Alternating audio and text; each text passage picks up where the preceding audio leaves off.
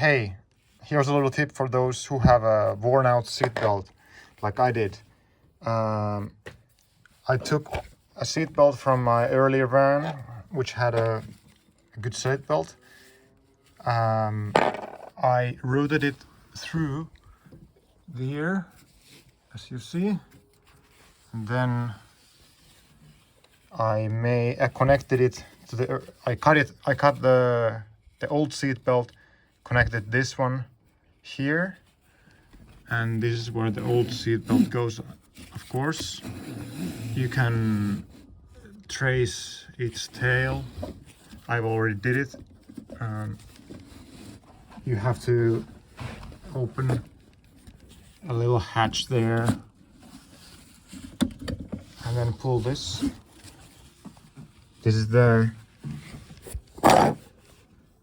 cover for the hatch.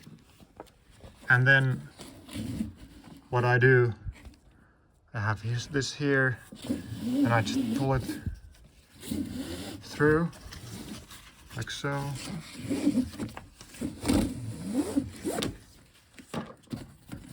And